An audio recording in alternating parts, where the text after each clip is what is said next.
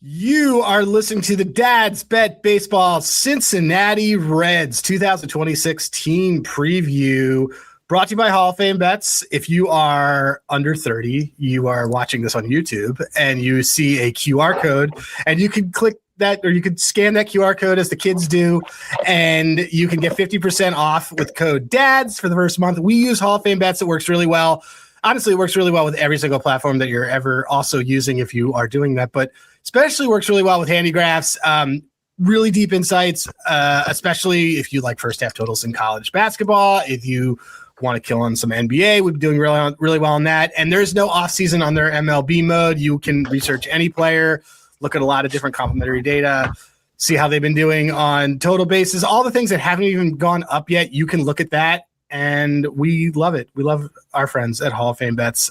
They sent me a polo that was on snow hold because of all the snow we got here. So I have not put it on yet. I just watched it yesterday, but it will be on in the next episode as I look like a dad in it. But again, Hall of Fame Bets, hofapp.com. Use code DADS, 7-day free trial and 50% off the first month. With that, we have a team that you will notice if you're watching this. CJ's not here, but I do have my buddy, Cade Harper. Cade, how you doing? Doing great. We're here. I'm excited. I'm stoked. He is a native Cincinnatian, Cincinnati. What is it? What do you guys call yourselves?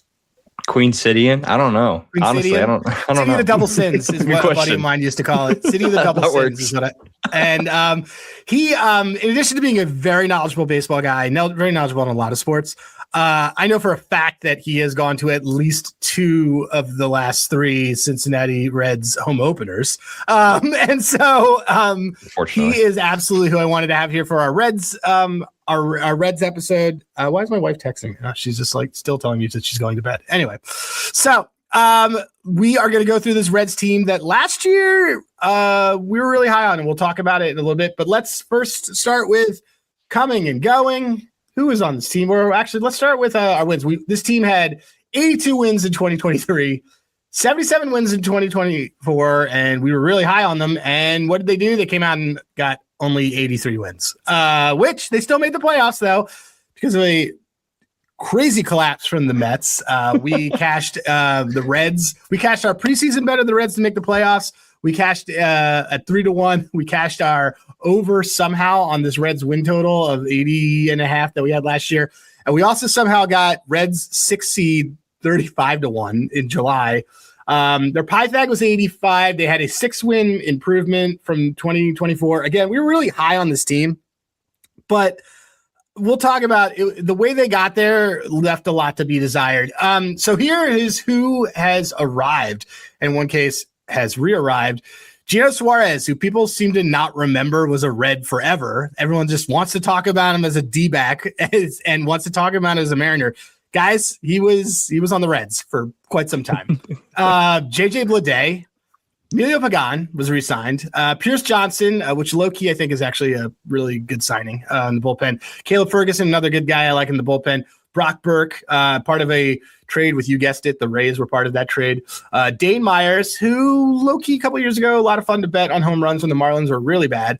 And Nathan Lowe, who I also think is, we'll talk about it, but I think is also a relatively good fit for this team.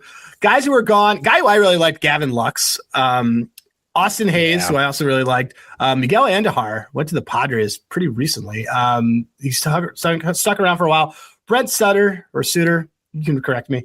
Scott Barlow, who not a bad bullpen piece. And Nick Martinez went to the Rays, and it's almost as if Nick Martinez was always on the Rays because he just is basically interchangeable with any pitcher that is on the Rays.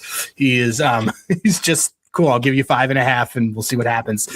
So Cade, and this team's the number. Well, we'll talk about when we get to the number, but Cade, all right. What do you remember about this team from last year, both betting on them and being a fan of them?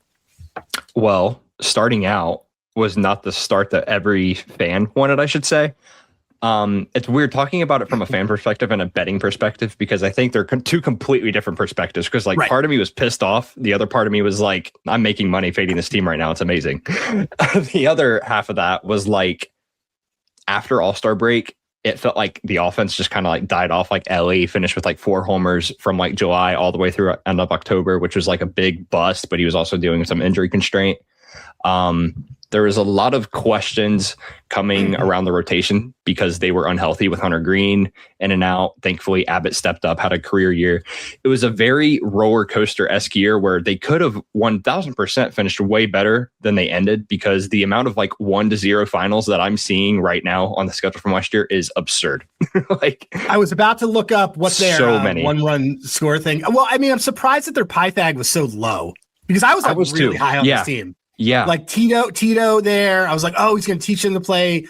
Like, I had Elly at RBI leader, because I was like, oh, they're going to teach this team to play really well. Matt McClain is back, who I argue, like a lot of people don't agree, but I think that he was that year that, look, I thought that he was actually when Elly came up, I thought Matt McClain was actually the best rookie on that team. And Spencer, like Spencer Steer and at the time, Elly were all, he was the best one in my opinion. And that's not to knock Elly. It was just like Matt McClain's really good. He lost that entire 2024 with that. I think it was like the shoulder injury, and then he got hurt again. But it was weird that so did this team get hot? Did we miss, like, and that's what happened? Or was it more because like the Mets collapsed? Like, what do you think?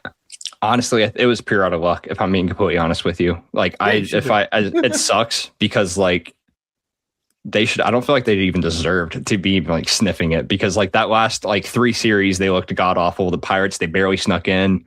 Obviously, it's literally because of the Mets. If the Mets don't lose, what was like 40 games or something like that, like I don't even know. The stretch was insane. It was a crazy number. And as like a Philly lover, I was like going nuts over it, because I just love watching the collapse personally, because I hate them. Nonetheless, we'll get into that. But yeah, I mean, I just think it was on pure luck in a way, because offense was dead. They only had a rotation at the end of the day, and they got a lucky draw, because that's not going to happen a lot in this league. Yeah. I mean, they it's funny because then, like, I mean, I had no problem taking, like, I was like, Dodgers are going to kill this team. But it was just weird. You know, as I'm looking at them, what's funny, I don't even know, like they were mid. They were a mid team. And for me, it was like they didn't really adapt. They didn't do what I thought that like I was going to see them like Tito get them to do. Like, I didn't see them steal bases. I didn't see they didn't really steal bases. They didn't do a lot of small ball stuff. And you know, I thought like Elly, like a 30-30 year was like a shoe in, like didn't happen. But like you look at all their record on stuff, everything's like versus the Central 26-26, interleague 26-22. Their one run score 22-22. Like they were, a wildly mid team. And I think you could really chalk it up to the fact that they were, they were 15-15 in their last 30, 7-3 in their last 10.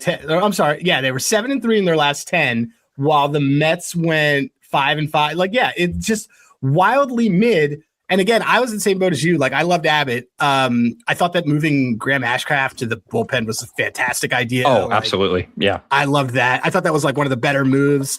And, I had always been, I was hoping that Alexi Diaz, like, came back to his form. That didn't really happen. And like, they didn't like him from the get-go. So, like low key, we just did an episode. Like, what is he on now? He's on, what is he on, the Ring? No, he's on, who's he on now? It should be, anyway, he's not on the Reds anymore, but like Tito hated him. So it was like kind of obvious. But look, I kind of like, I dug a lot on this team. And I guess like the first thing that I kind of keep going around is like, we all watched that first Elly game, and we all know Ball's got a family, and, now there's Sal Stewart. And I think that, I think the thing for me on this, so I guess what my question I'm getting to is, what's kind of your outlook on this team this year overall? Like for me, I actually like them a lot less. I didn't like that I don't like that Suarez signing, which we could talk a little bit about, but what's your kind of outlook on this team right now? Positives or just overall? Okay. Let's go first with your lineup, and then let's go to pitching, and then go overall. So, I mean, I have to start with the rotation still. I think your 4 core guys, with having Green, Abbott, Singer, Lodolo, obviously those are your key guys where you have your stability, you have your depth, you got your experience.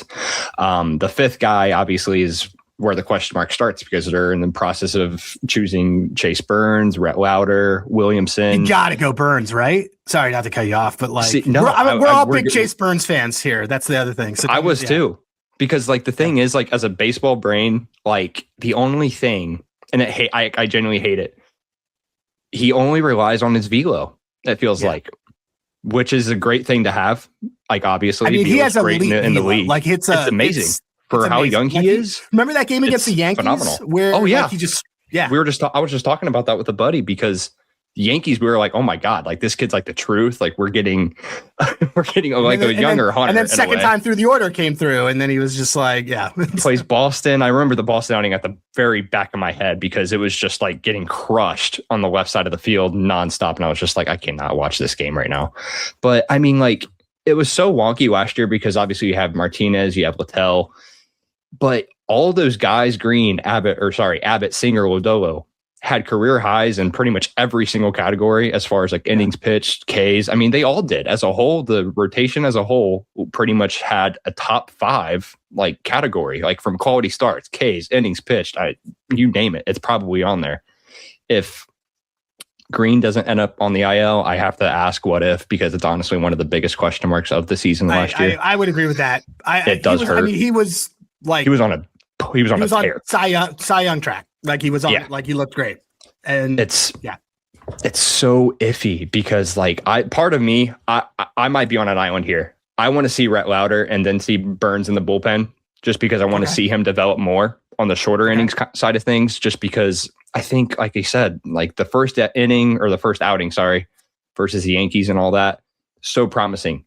Very next outing, just complete polar opposite. Like, I just got to see some development work, I think, in the pen. And I think the pitching staff knows what they're doing. And I trust Tito fully with that, because I know he likes him. I know he does. And Lauder's supposed to be there last year if he wasn't hurt as well. So I'd like to see him get involved. They always they have a lot of guys that are good. I'm very happy with where the pitching is. I love it. Like, their pitching is great. Their pitching was to every single category, like 9th in ERA, 3rd in WHIP, which like 3rd in walks per 9. So like they're not walking guys. Like 12th in Ks per 9, 9th in hits per 9, 13th. They were fantastic. They were good. Yeah. Like, but then you look at their hitting, and their hitting's like 19th, 18th. It's like wildly mid. I think Chase Burns is just. I think Chase Burns has basically 2 out. Like, apparently he added another pitch.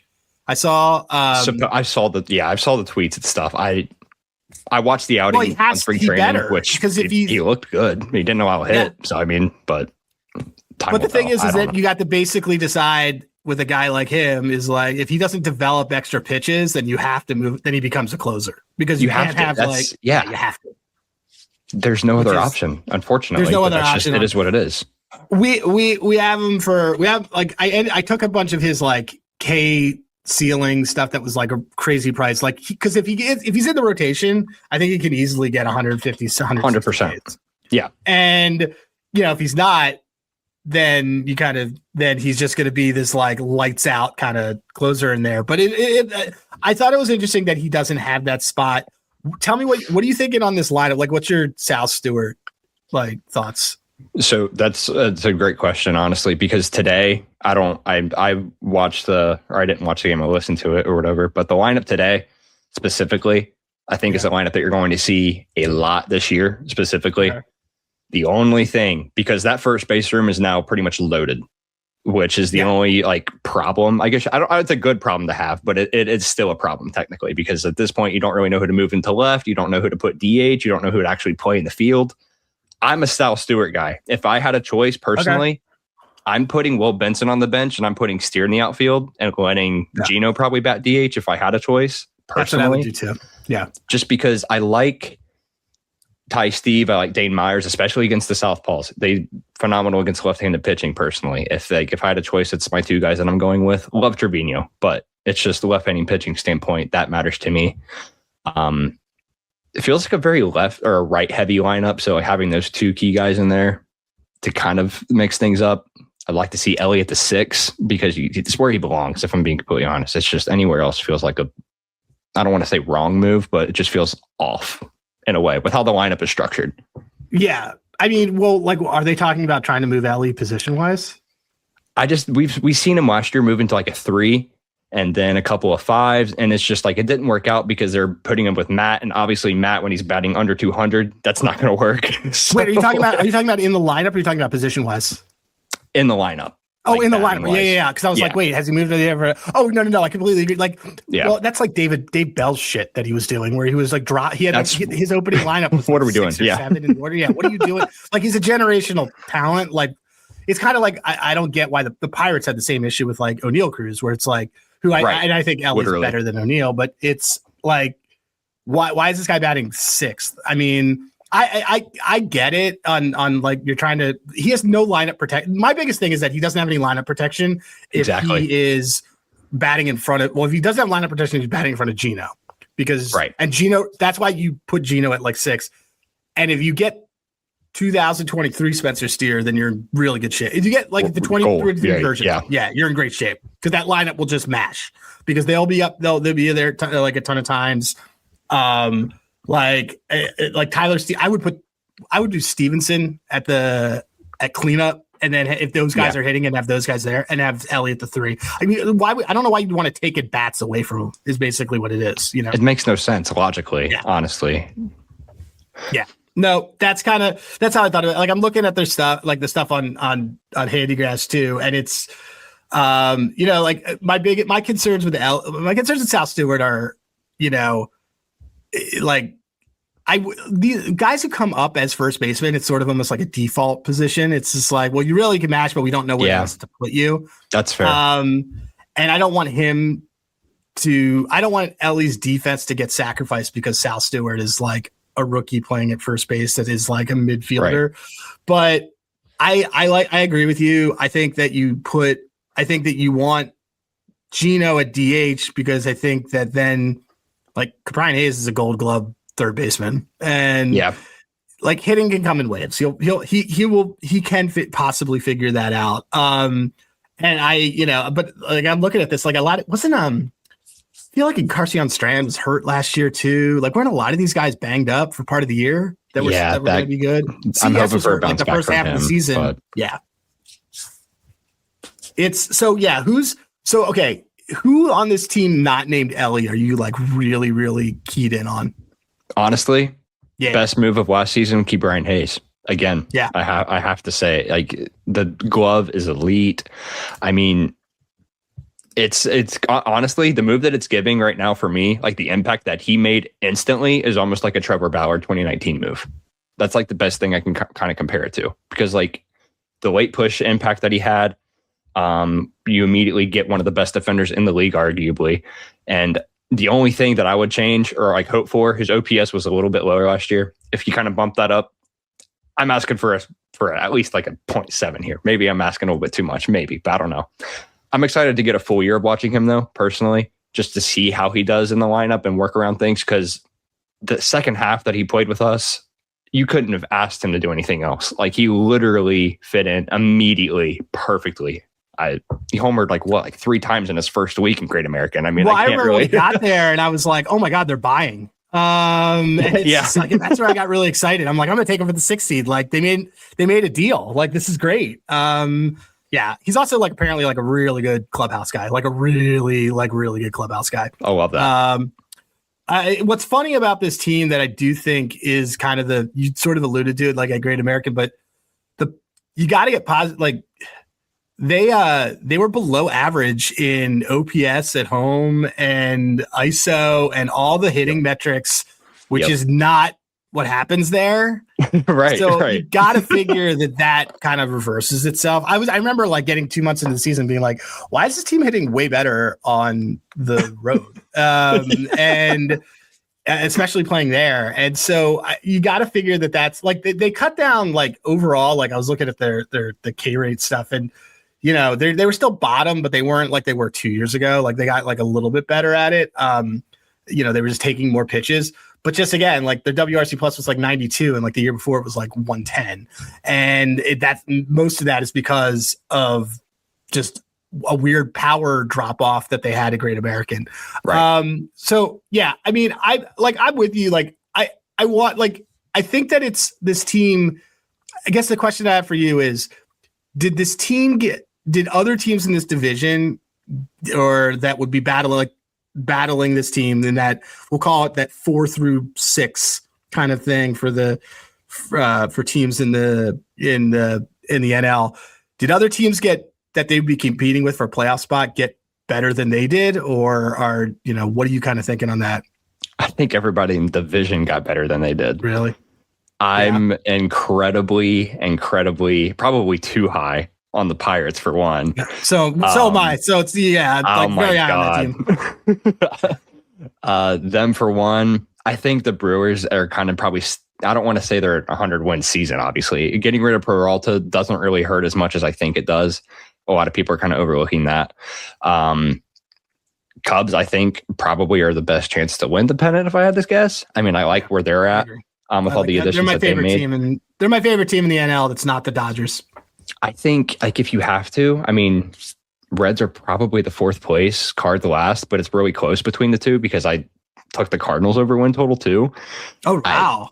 I don't know. It's just, that was a really public perception thing because after they got rid of Donovan, they got rid of Arenado, and all of a sudden it's just public bought so in. Well, yeah, they're also, those guys were hurt too for all last year. Yeah. So I agree with you. It's just they can't get worse. It was a beautiful price. I kind of had to, but I mean, it sucks so bad to admit it, but you pointed it out great earlier too. They cannot win the in-division games to save their life, apparently. Don't know what it is. Don't know why. It's very frustrating. It's very annoying, but as the additions that the Pirates made, the additions that the Cubs made slightly are still better than the ones that the Reds made, regardless of who they added. That kind of sucks as a pill to swallow, if I'm being completely honest with you, but that's just how it is to me personally. No, I don't know. That's the thing that I felt with because I wanted to like this team, but I like the Pirates more. I think the Brewers, who I just don't like them. They just bother me. They're going to probably still win 80 some games doing what they do. It's just, it's canon.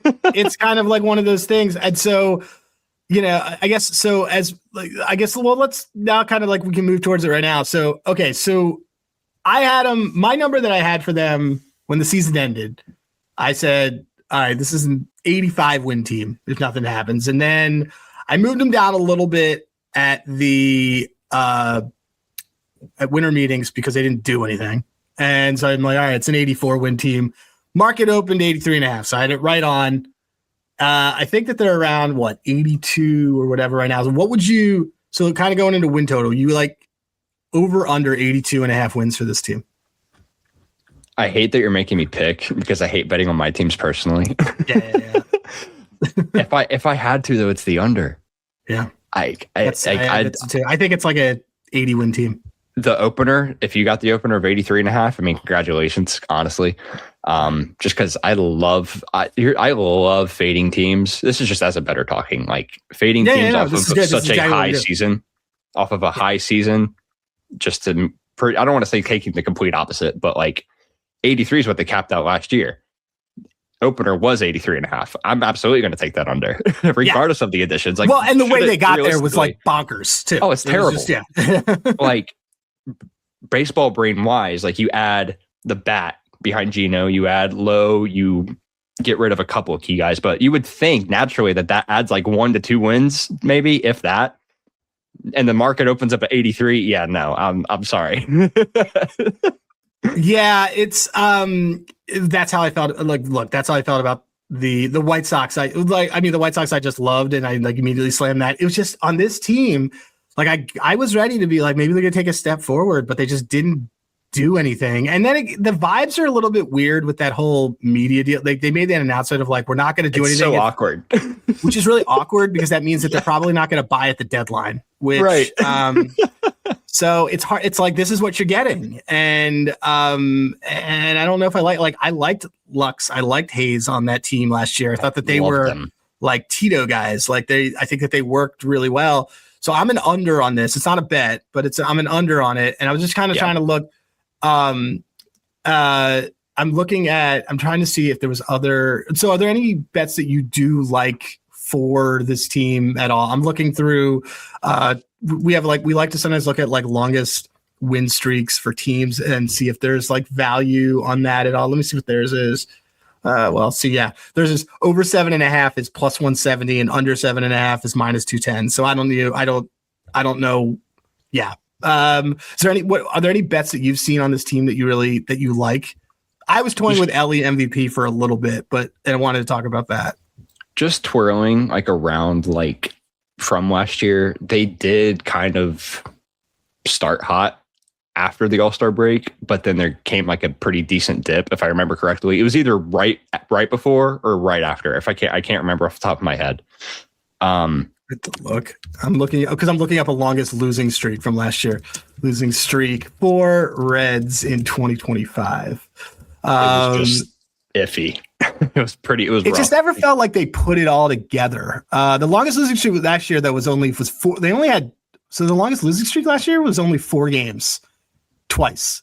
So they basically were delightfully mid is how they got there. That's the best way you can put it. I mean, like, it's not like they were god awful or bottom of the barrel. It's literally just middle of the pack as you can get in baseball. Yeah.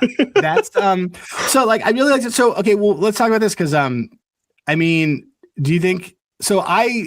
For a little bit I was trying to get myself to Elly MVP. What do you think about that? I think at max he's like a 25-25 player. Okay. I don't think I'm ready to hit the 30-30 yet. Only because I just want to see how he progresses with Gino in the lineup, because like I just have no idea where they're going to put Gino right now. Like, knowing Tito, I trust him fully. Like, I want him to do the right thing and obviously build around that and protect him for first and foremost, because that was pretty much the purpose of the deal. As long as I'm corrected there, but it's probably the biggest question mark in that division. Honestly, he's the biggest like swing, like on whether does he come through for you or does he not? Like, does he hit 16 homers through like September, or like is he crushing and he's at like 28 by like October? Like, I don't know. Yeah. Well, I thought if he was going to get the 30-30, it was going to be last year, and I was just like really surprised. I loved him last year. I loved so high. His BABIP was really good last year. He had an elite BABIP last year. He like his K rate was still bad or whatever. His max EV is just so high. But the thing is that I couldn't get there because I don't think that the team is going to be so good that he's going to be able to put, like, for me, for him to be MVP, he has to do, like you said, he's had to be like 30 and like 120. And I'm just looking at this lineup and I'm just like, a lot has to go the right way for people to be on base for that to happen. And if that starts to happen, he's going to get like, if I could bet his over walks in the season, because I could see that happening if Gino's behind him, because they're just going to be like, well, we're just going to bat around, like a pitch around you. But like his ground ball rate still stinks. Like his ground ball rate is really bad. He got better at it, but I'm not entirely convinced that he should be batting left-handed at all. Like, I just I know that he switches, but like it's not fun to watch. So Chase Burns stuff I really like. Is anybody on the pitching staff that you kind of like? What do you think about Hunter Green Cy? I was more interested on Andrew Abbott again. Tell me. No, talk about it, because CJ likes him a lot too. CJ's a huge Andrew Abbott guy. I know he had like career high of highs last year, like exceeded everybody's expectations. Like, if you needed a guy to step up or whatever, like that's him. Like, you know what I mean? Like, that's a guy that I believe could be a second day starter on a lot of people's lineups. Honestly, it sounds kind of, I don't know if that sounds like an overreaction off of just 1 year. It might to some, obviously, but the stuff that he had last year was so good. And like, awesome. He got people off the bases. He was clutch. Career high in Ks as well, I think. Career high in innings pitched. He had, was it 2 complete games?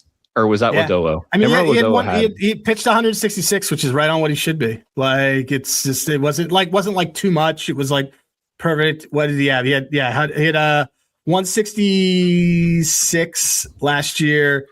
It's funny because you and I know him as like a strikeout pitcher, but it must have been his splits, but his K per 9 was only 8 per 9. But I'm in the same boat as you. Like, I mean, he had a 3.9 pitching WAR. Like, he was really effing good.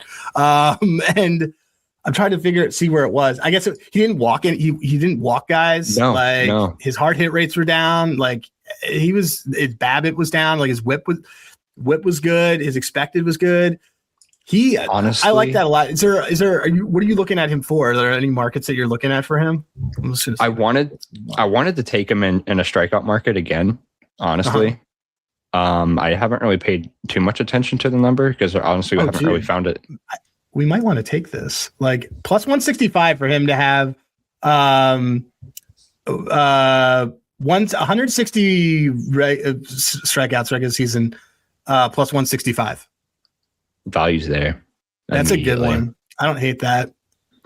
I don't hate honestly, that at all. I think that's actually. Let me see what it is for 170 because like if you're gonna go ceiling, go see it. Oh, dude, it's 3-1 for him to have 170. That's I like that.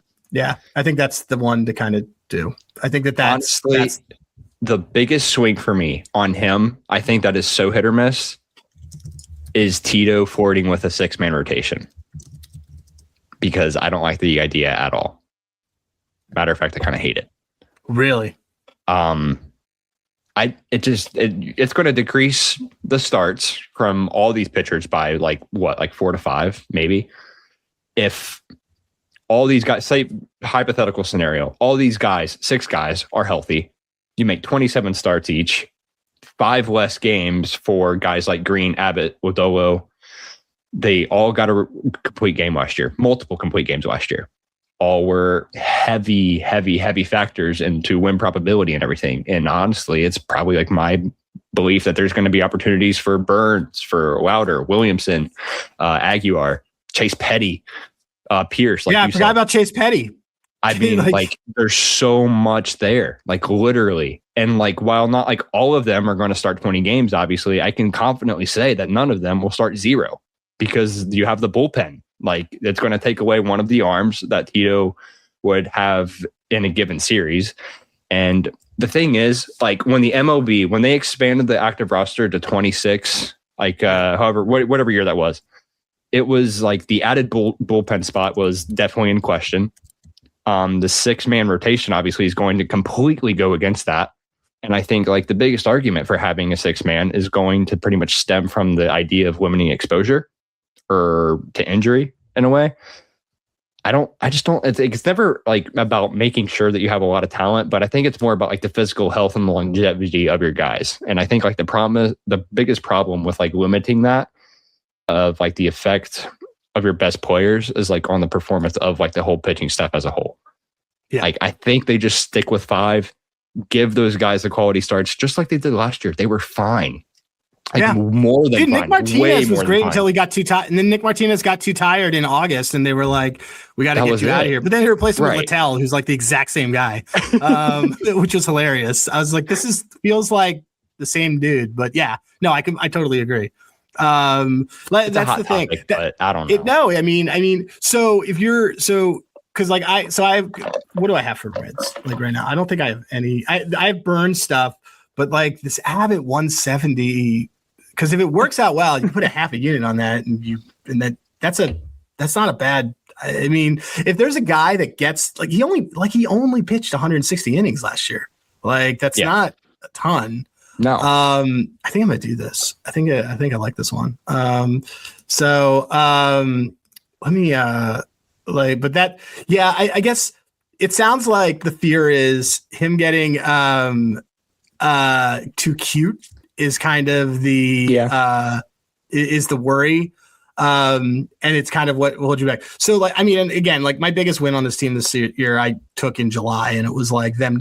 Like I always tell people, if you like a team to make the playoffs, but you don't think they can win the division, bet them to be the 6th seed in like July because you will get like.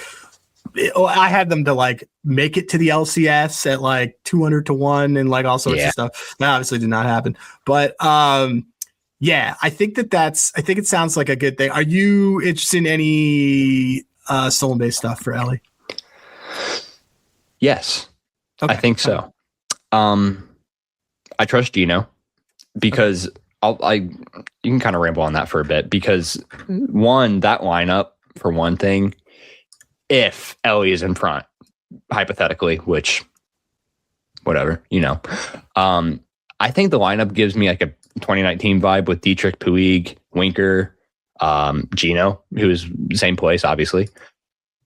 it screams like extra base hit city. You know what I mean? Like, I don't know. It's a weird thing. They're fun. They crushed. Like, I don't think Gino leads the team in homers or extra base hits or anything like that or anything. His number is so high, dude. His home run number is super high. But I mean, like, look at like Steer, like, who can get at least pretty close to 30 if he's healthy. Blade, I mean, he hit 20 in Oakland. Yep. I mean, Sal Stewart with a full year after hitting 11 home runs after he got called up in September. That's true. I mean, like Marte, who has the potential to do a bat. I know he's a very, very, very hot candidate this year, who a lot of people love. Which I don't know if you want to talk about him, but we can. No. So no, this is you tell me, like, because like we're looking like, who are guys like, yeah, tell us, like, are there guys, because you know your team, who are like, are there betting angles on guys that you like? I'm pulling up right now like the 20 plus home run market, because I think the 30 home run market is a sucker's bet, like 4% of the league get 30 home runs. Yeah. So, but like, I'm looking at seeing if there's anybody who's on here that is like Marte's minus 130 for 20 home runs, you know, like you parlay that with another guy kind of thing. Like, I don't hate anything like that, because like versus right-handed pitching, minus 145. Sal Stewart's minus 145 for 20 I love them versus right-handed pitching. Like Marte, again, I don't like him against left-handed. He didn't really do good against left-handed. He actually kind of was pretty bad, but whatever. Regardless of the left-handers, as like you get a right-handed pitcher on the mound, and I mean, like, I love the potential slash lines that these guys could have, because they could really crush. Like Gino, right-handed, going to Seattle, that is where right-handed batters absolutely go to die. Yeah. So, yeah, like, I don't think it's going to be like that. We listen to the same podcasts. Yeah. Like, I mean, Gino, or Eno Saris talks about that all, because Polanco said it when he said that right-handed hitters go to Seattle to die. Yes, he did. You're right. You're totally right. So I agree. Yeah. It's tough to do that. Yeah, you get it. It's okay. So under on the win total, give me two bets that you do is there a bet on this team that you do want to take? If not, no, you don't have to, but is there one that you like? For me, it's going to be probably this Abbott 170 is like, I think that's your best bet personally, just because like, I think I waited too late on the, like, I would have loved to have the 83, but again, I hate looking into my own teams. Yeah. No, that's fair. But that's home runs. I mean, I wouldn't be opposed to home runs at all. I mean, like, I love the 20 plus. That's usually what I did anyways. I don't really like to parlay anything, but like, I'll take the little bit extra juice for like the minus 140s, 150s, whatever. It's fine. Because futures, I don't really care, but like Elly, I know Elly's line is like 23, so his 20 plus can't be outrageous. I don't think it might be. I don't know. Probably, if I had to guess, I guess it's like what, minus 240, I would guess. Minus 390, would it be? Which is incorrect. It's just like math wise is incorrect. Yeah, so. No. I mean, I'm trying to think off the top of my head. Honestly, it sounds insane. I would probably look into like Steer. I haven't looked at any of these prices, by the way. So I'm just rambling names. Well, no, because they're all priced around the same thing. Steer's a good one. Because no one's paying attention to Stewart. Steer's a good. I don't even think they're going to have him, because like he's one of those guys that like they're not even going to be paying attention to price wise every day. And he's like 15 home runs. Let me see a Steer on that one. No, Steer's he's not even on there. Plus though, in like the last 3 years, if I'm not, he's not even. He's not even listed. Wow. Oh, he might be on Underdog. On Underdog, they have a lot of guys that I haven't seen in other places, and. Yeah. And so that's what I looked at there, but I see Sal Stewart's here. I see, I mean, what's funny is, let's see if Gino's name listed on here, but I'm going to look out for Steer though. Steer's a good call out. That's a good 23 in 2023, 20 in 2024, and 21 this past season. Yeah. Whatever that opens up at, I would love to hear it, but yeah, that's a really good call out. And some of these are also going to show up too. Let me, I'm looking at his other batting stuff here too, but Steer, yeah, man, like his WOBA was super high, and his slugging percent, he slugged 411. He's great. Like, yeah. It's actually really solid. All right, cool. So we have waxed on this Reds team. And you've been awesome. You'll definitely be kind of invited back. So final thoughts from you on this team are an under, Abbott, Steer. That's kind of your final thoughts. If I had to, I think it's where I'm at. Just from a value standpoint, I think it's there. You can obviously do a little bit more digging, and I'm sure you can find some in the other guys as well. But sure. But yeah, I've always been big on Steer. I love that guy. Abbott is just a big sleeper because I think all the guys would go to Hunter Green first, and I don't really like betting the aces a ton. No, that's a good call. I just took it 3-1 for him to have 170. It's a great price. It's a great price. Yeah, it's an excellent price, especially given that they're going to be in a high K division. Cade, where can everybody find you? Handle right there is @CAD_locks on Twitter. That's on Twitter. We're not on Instagram. Other than that, we're really mainly on Twitter. And then if you see me plugging on Twitter, plug a lot of the podcasts, plug a lot of the Substack. I'm sure you'll see it every once in a while. Give the Substack URL, man, because I know you started a new Substack too. That's awesome, by the way, because that's like owning like your own stuff and we're creating a much more dedicated audience. It's great. Definitely trying to like incorporate it more. Obviously, it's super, super busy and a busy time, and I don't really enjoy writing about college basketball as much. But MLB, oh my God, I'm licking my chops. Substack though should just be my username as well, except the underscore. So it should just be @CADlocks there, and then you can find the official Hammer Time Substack. I think is what it's the link to. And then podcast, same thing. Hammer Time Podcast on Apple, Spotify, YouTube channel. Other than that, that's about it, man. Nice, dude. Well, I appreciate you coming by, having a good fan. So you're going to opening day, I assume? We are, yeah. I tried to get our buddy Josh to go with me. He's a Boston guy. I was like, dude, where are you at? Like, let's go. Dude, I mean, he lives down the street from me, so it's just hilarious. That'd be awesome. But no, I don't know. Yeah, I will be there though. Great America, dude. So like that place is on my list. I've been to Cincinnati a couple times, and it's never been during baseball season. And I've been always very cold when I'm not there. But yeah, I got to get there, and I have a lot of friends who are in Cincinnati. So, but yeah, Cade, it was awesome. That, and also if you're listening, that's @CAD_LOXX for Cade for CADlocks. That way you can find him. We want to make sure you do that. Big thanks to Hall of Fame Bets, hofapp.com. Use code DADS. We are tearing through all of these. We are definitely halfway through. We're halfway through with a month before opening day as of tomorrow. So we are wild. So look, keep sticking around. We're going to have a bunch more. We're going to do our marathon session this weekend. Cade, thanks for coming by. And yeah, this has been Dad's Bet Baseball.